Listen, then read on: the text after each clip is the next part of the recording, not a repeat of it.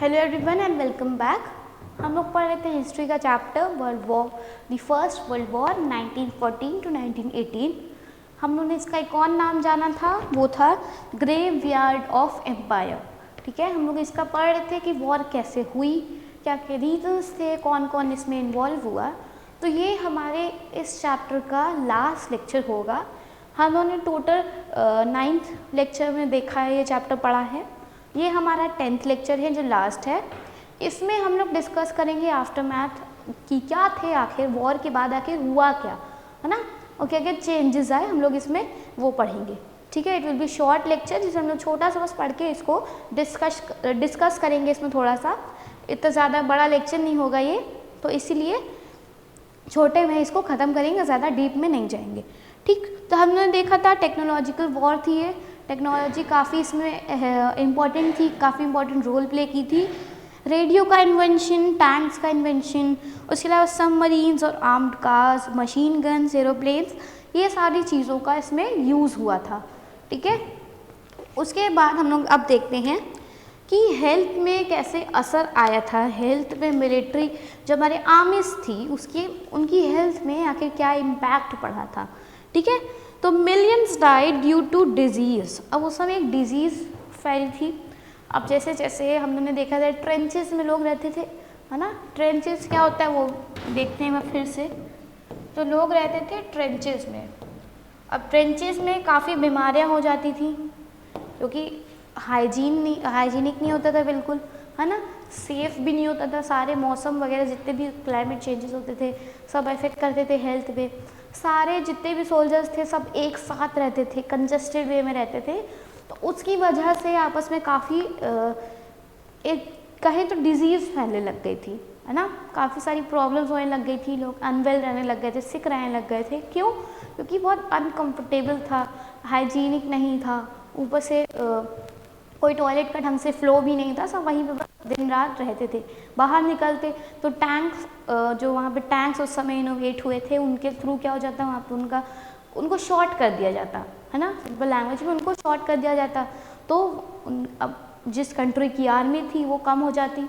तो मेनली इसमें जर्मनी की आर्मी रहती थी। ठीक है, जर्मन की आर्मी रहती थी। अब जिसकी वजह से इन्फेक्शंस फैलने शुरू हो गए। इन्फेक्शंस की वजह से क्या हुआ, अब उस टाइम पे कोई एंटीबायोटिक तो था नहीं कि हम लोग दवाई ले सकें, है ना। उस समय इतना भी मॉडर्न नहीं था कोई कि दवाइयाँ वगैरह का सबको जानकारी हो। नॉर्मल तरीके से इलाज होते थे, जैसे यहाँ होता था वैसे वहाँ होता था। कोई ऐसे उस समय कोई दवाई इनोवेट नहीं हुई थी। तो फर्स्ट उस समय एक एंटीबायोटिक डेवलप हुई थी, बाद में उसके हुई।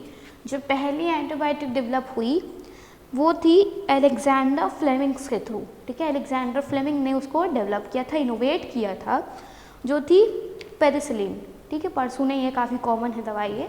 तो उस टाइम पे नहीं थी, ये वर्ल्ड वॉर के टाइम नहीं थी, लेकिन उसके बाद जो पहली एंटीबायोटिक डेवलप हुई थी वो थी पेनिसिलिन। ठीक है, इतना तक हम लोग ने देखा अभी हेल्थ के बारे में, हेल्थ कैसे इम्पैक्ट डाला हमारे सोल्जर्स पे। अब एक अगर इन्फेक्टेड होगा तो उसकी वजह से दूसरों को भी इन्फेक्शन होगा। अगर स्प्रेड वाला वहाँ पे वो होगा, डिजीज़ होगी अगर, तो दूसरों को भी डिजीज़ फैलेगी, दूसरों को भी इन्फेक्शंस फैलेगा, है ना। तो बाकी सब लोग भी इन्फेक्टेड होते जाएंगे और बीमार होते जाएंगे, जिसकी वजह से लोगों की डेथ होने लगेगी, है ना। तो आर्मी में नंबर कम होने लग जाएंगे, तो हेल्थ पे ऐसे इम्पैक्ट डाला। उसके बाद 1918 में क्या हुआ, एक स्पेनिश फ्लू था, स्पेनिश फ्लू फैला इधर उधर। तो उसमें कम से कम 50 मिलियंस डाइड।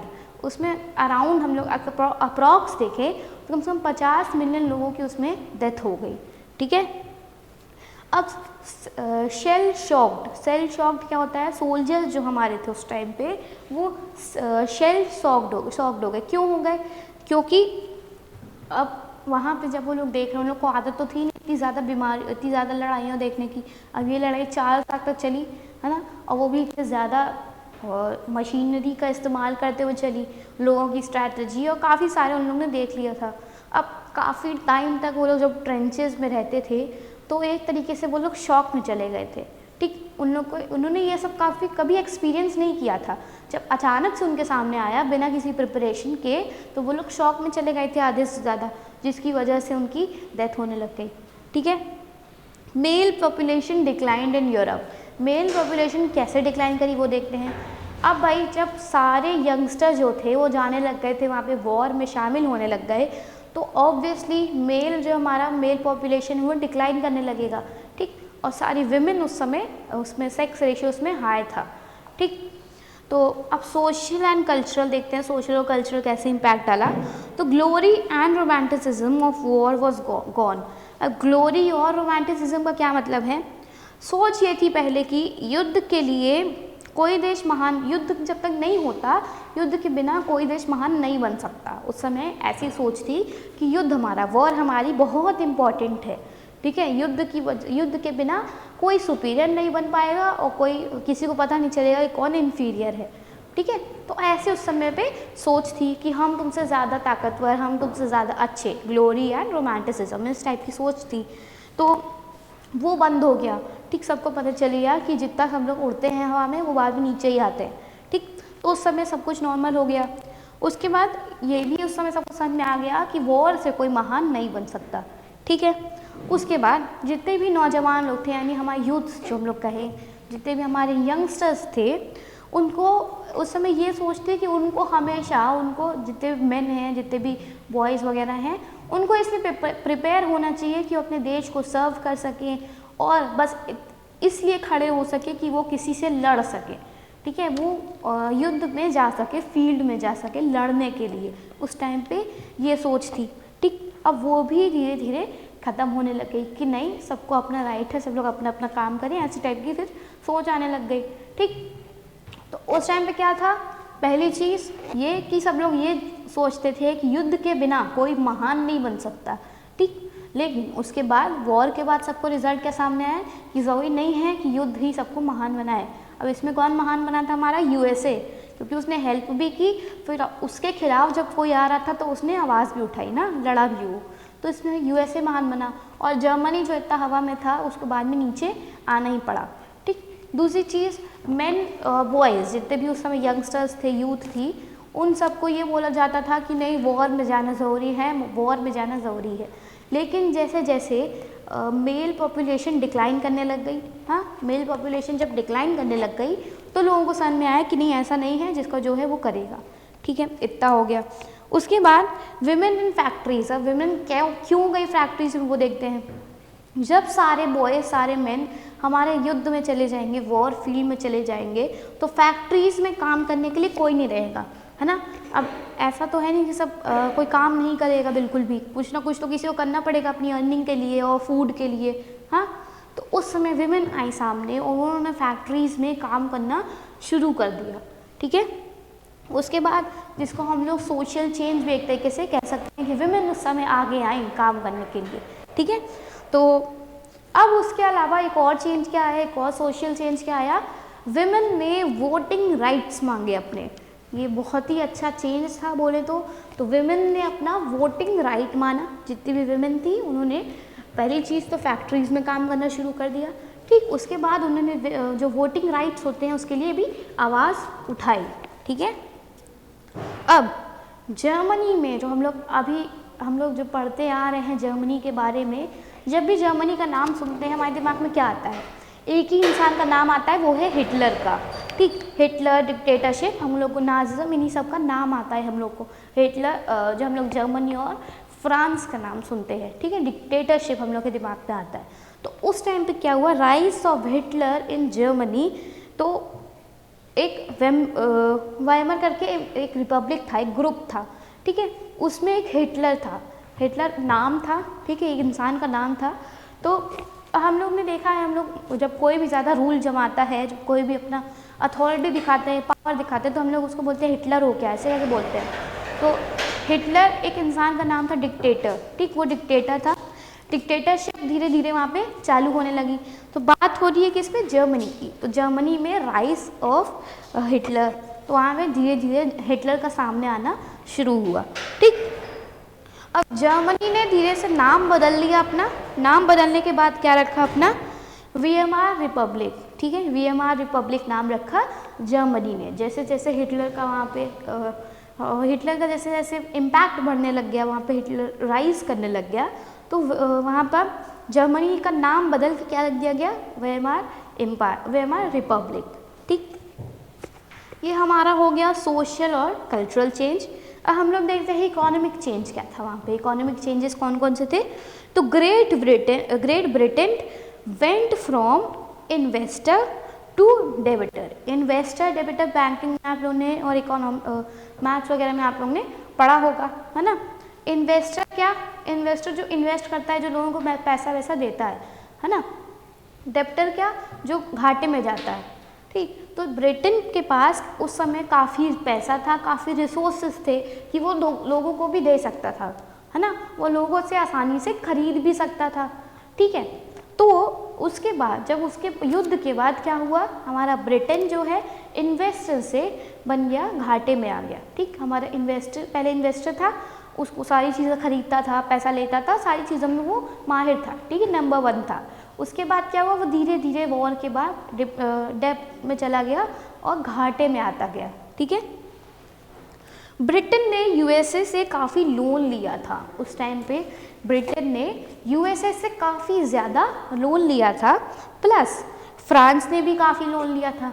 अब हम लोग देखें तो क्या है, यूएसए बन रहा है सुप्रीम, है ना, यूएसए सुपीरियर हो रहा है। तो ब्रिटेन और फ्रांस ने मिलकर हमारा यूएसए से काफ़ी लोन लिया था। ठीक, हम लोगों ने पिछले लेक्चर में क्या देखा था, जर्मनी को गिल्टी ऑफ वॉर बना दिया गया, जिसकी वजह से जर्मनी को काफ़ी ज़्यादा लोन, उसका काफ़ी ज़्यादा पेमेंट देनी पड़ी, है ना, बहुत ज़्यादा उसको भुगतान भरना पड़ा। और जो अब पूरा हुआ है आके 2010 में। बात कब की है, 1918 की, पूरा कब हुआ, 2010 में। ठीक, अब उसके बाद यूएसए और फ्रांस भी बहुत अच्छी स्टेट में नहीं थे। यूएसए और फ्रांस ने भी काफ़ी लोन लिया था हमारे, तो ब्रिटेन और फ्रांस ने काफ़ी लोन लिया था हमारे यूएसए से। ठीक है, जर्मनी का हम लोगों ने देख लिया कि जर्मनी की स्टेट खराब हो गई। हम लोग किसका देख रहे हैं, ब्रिटेन और फ्रांस का। ठीक, तो ब्रिटेन और फ्रांस ने यूएसए से बहुत लोन लिया था। अब यूएसए की इकोनॉमी, जो वहाँ की इकोनॉमी थी, काफ़ी बढ़ गई, काफ़ी स्ट्रॉन्ग हो गई थी। क्यों, and had a great growth period in 1920s। क्यों हो गया था ऐसा, क्योंकि अब ब्रिटेन और फ्रांस ने यूएसए से काफ़ी लोन लिया। अब वो लोन अगर वो टाइम पर नहीं उसको चुकाता तो उसको और इंटरेस्ट लगा के चुकाना पड़ता, है ना, तो वो लोग डेब्ट में चले गए थे। तो हमारा यूएसए सुपीरियर होता जा रहा था। उसके अलावा जर्मनी को काफ़ी पेमेंट देनी पड़ी, काफ़ी उसको पे करना पड़ा, अपने भुगतान देना पड़ा, है ना। तो इस समय सबसे अच्छा कौन चल रहा था, हमारा यूएसए। यूएसए ने क्या अपना किया, धीरे धीरे अपनी इकोनॉमी को स्ट्रॉन्ग करता गया और 1920s में काफ़ी ज़्यादा पावरफुल हो गया वो। ठीक, उसकी इकोनॉमी काफ़ी स्ट्रॉन्ग हो गई। ठीक, अब हम लोग देखते हैं पॉलिटिकल। हम लोगों ने क्या क्या पढ़ लिया, सोशल, हेल्थ और इकोनॉमिक। ठीक, अब हम लोग पढ़ेंगे पॉलिटिकल। तो पॉलिटिकल में क्या है, ब्रिटिश और फ्रेंच पावर जो थी बढ़ गई थी। अब क्यों, कैसे बढ़ गई थी, पिछले लेक्चर में क्या देखा था हम लोग ने कि जब जर्मनी हमारा जितनी भी कॉलोनीज अफ्रीका वगैरह में उसने कब्जा की थी, वो किसके बीच में डिवाइड कर दिया गया, हमारे ब्रिटिश और फ्रांस के बीच में। ठीक, तो उसके बाद क्या हुआ, ब्रिटिश और फ्रांस की पावर बढ़ गई। जैसे जैसे कॉलोनीज बढ़ेंगी, पावर भी बढ़ती जाएंगी। ठीक, क्योंकि जर्मनी की कॉलोनीज मिल गई थी। उसके बाद यूएसए बिकेम इंटरनेशनल पावर। अब यूएसए कौन सबसे अच्छा कौन जा रहा है, हमारा यूएसए। तो यूएसए क्या बन गया, इंटरनेशनल पावर बन गया, क्योंकि ट्रीटी ऑफ वर्साइल्स में काफ़ी योगदान था उसका। यूएसए का जो ट्रीटी हम लोगों ने पढ़ी, तो फाइनल शांति की ट्रीटी थी जिसमें जर्मनी को गिल्टी ऑफ वॉर बनाया गया, उस ट्रीटी में यूएसए का काफ़ी ज़्यादा योगदान था। ठीक है, यूएसए ने बहुत अच्छा रोल प्ले किया था। तो अब धीरे धीरे हिटलर का राइज होने लग गया वहाँ पे, जो हम लोग नेक्स्ट चैप्टर में पढ़ेंगे। उसके बाद पॉलिटिकल मूवमेंट इन टर्की में काफ़ी ज़्यादा पॉलिटिकल चेंजेस आए। फिर लीग ऑफ नेशन बना, उस जिसमें क्या था, जिससे आगे कोई लड़ाई ना हो। अब लीग ऑफ नेशन बना, अब उसका मेन एम क्या था, आगे कोई लड़ाई ना हो, लेकिन ये आगे जाके फिर फेल हो गया, ऐसा नहीं हुआ, क्योंकि उसी के बाद तुरंत क्या हुआ, हमारा वर्ल्ड वॉर 2 हो गया। ठीक। तो लीग ऑफ नेशन का कोई इंपॉर्टेंस नहीं रही, उसका कोई मतलब नहीं रहा। तो इस चैप्टर में इतना ही था हम लोग के लिए। हम लोगों ने पढ़ा कि जर्मनी ने किस तरीके से अपने एम्पायर बनाना शुरू किया, फिर असैसिनेशन हुआ, ये सारी चीज़ों की वजह से हमारा फर्स्ट वर्ल्ड वॉर शुरू हुई। कौन कौन सी कंट्रीज़ कैसे कैसे इन्वॉल्व हुई, कौन कौन सी स्ट्रैटेजी लगाई गई और कौन कौन से इनोवेशंस हुए, हम लोग ने ये पढ़ा। ठीक, कैसे जर्मनी, जापान और बाकी सारी कंट्रीज़ धीरे धीरे इन्वॉल्व होती गई, ये भी पढ़ा। अब हम लोग देखते हैं हमारे इंडिया का क्या इम्पैक्ट, इंडिया पे क्या इम्पैक्ट था। तो उस समय आज़ाद नहीं हुए थे हम लोग, है ना, इंडिया हमारा आज़ाद नहीं हुआ था। तो उस टाइम पर क्या हुआ, ब्रिटिश आर्मी के जो हमारे ब्रिटिश आर्मी थी उस टाइम पे, जो ब्रिटिश आर्मी लड़ रही थी हमारी जर्मनी वगैरह से, उसमें कई इंडियंस भी इन्वॉल्व थे, उसमें काफ़ी इंडियंस भी इन्वॉल्व थे। ठीक है। तो फ्रांस, मिडल ईस्ट में और मेसोपोटामिया में काफ़ी जगहों पर इंडियंस हमारे लेबर्स की तरह लेके जाया गया था उनको। ठीक है, उनको यूज़ किया गया था, बोले सिंपल लैंग्वेज में अगर बोले तो उनको यूज़ किया गया था। ठीक। तो फ्रांस में, मिडिल ईस्ट में और मेसोपोटामिया में। मेसोपोटामिया क्या होता है, अभी अगर आप लोग आगे हिस्ट्री ऑप्ट करेंगे तो उसमें पढ़ेंगे मेसोपोटामिया के बारे में। तो मेसोपोटामिया हम लोग अगर सिंपल लैंग्वेज में बोले आज के उसमें, तो इराक है। ठीक है। मेसोपोटामिया कौन सी होती है, 2 सी के बीच में जो जगह होती है उसको मेसोपोटामिया बोलते हैं। तो अब उस टाइम पे जितनी भी वॉर्स हुई थी, जितने हमारे इंडियंस उसमें शामिल थे, उनकी याद में ही हम आपने इंडिया गेट के बारे में सुना होगा, इंडिया गेट गया भी होंगे आप लोग, तो उसी की याद में, उन्हीं सोल्जर्स की याद में इंडिया गेट को बनाया गया है मेमोरी के तौर पर। ठीक है, उनको श्रद्धांजलि देने के लिए हमारा इंडिया गेट बना है। उसके साथ साथ third Anglo war, India get 2 reason की वजह से बना है। थर्ड एंग्लो वॉर की वजह से जितने भी उसमें इंडियंस हमारे शहीद हुए थे उनको श्रद्धांजलि देने के लिए बना है। और उसके साथ साथ जो हमारे वर्ल्ड वॉर में हमारे सोल्जर्स शहीद हुए थे उनको श्रद्धांजलि देने के लिए बना है। ठीक। तो ये था हमारा इंडिया कैसे इन्वॉल्व हुआ। ब्रिटिश की वजह से हमारे इंडिया के आर्मीज़ भी उसमें, इंडिया के सोल्जर्स भी उसमें धीरे धीरे इन्वॉल्व होने लगे। ठीक। अब ये लेक्चर यहीं पे ख़त्म होता है। हमने जितना पढ़ा आई होप आप सबको क्लियर होगा। इसके जितने भी इंपॉर्टेंट क्वेश्चंस होंगे वो PDF के फॉर्म में आपको भेज देंगे। This is all for today. अब हम लोग जो कंटिन्यू करेंगे वो होगा हिस्ट्री का चैप्टर, राइज ऑफ डिक्टेटरशिप। ठीक है। तो thank you and stay tuned.